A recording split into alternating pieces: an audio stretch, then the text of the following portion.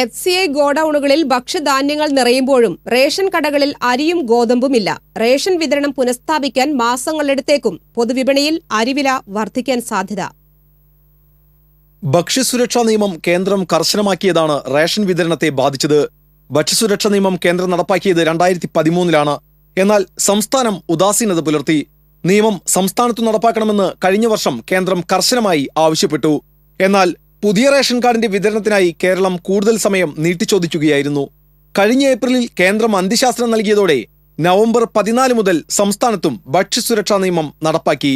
എന്നാൽ നിയമപ്രകാരം ഫുഡ് കോർപ്പറേഷന്റെ ഗോഡൌണുകളിൽ നിന്ന് ഇടനിലക്കാരായ മൊത്തവിതരണക്കാർക്ക് ഭക്ഷ്യധാന്യങ്ങൾ കൈമാറില്ല. സിവിൽ സപ്ലൈസ് ഉദ്യോഗസ്ഥർക്ക് നേരിട്ട് മാത്രമേ നൽകൂവെന്ന് FCI വ്യക്തമാക്കിയിട്ടുണ്ട്. സംസ്ഥാനത്ത് മുൻകാലങ്ങളിൽ മൊത്തവിതരണക്കാരാണ് ഭക്ഷ്യധാന്യങ്ങൾ സ്വീകരിച്ച് അവരുടെ ഗോഡൌണുകളിൽ എത്തിച്ചിരുന്നത്. ഇപ്പോൾ സിവിൽ സപ്ലൈസ് ഭക്ഷ്യധാന്യങ്ങൾ FCIയിൽ നിന്ന് വാങ്ങുന്നുണ്ടെങ്കിലും മൊത്തവിതരണക്കാരുടെ ഗോഡൌണിൽ തന്നെയാണ് സൂക്ഷിക്കുന്നത്. ഇതേസമയം റേഷൻ കാർഡ് ഉടമകൾക്ക് എത്ര വീതം അരി ഗോതമ്പ് നൽകണമെന്ന് സംസ്ഥാനത്ത് തീരുമാനമായിട്ടില്ല. പുതിയ റേഷൻ കാർഡുകൾ വിതരണം ചെയ്തിട്ടുമില്ല.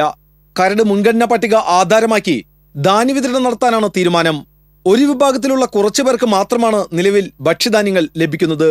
നവംബർ മാസത്തിൽ ഭക്ഷ്യധാന്യങ്ങൾ ലഭിക്കാത്തവർക്ക് ഡിസംബർ പകുതി വരെ കാലാവധി ദീർഘിപ്പിച്ചു നൽകുമെന്നാണ് പറയുന്നത്.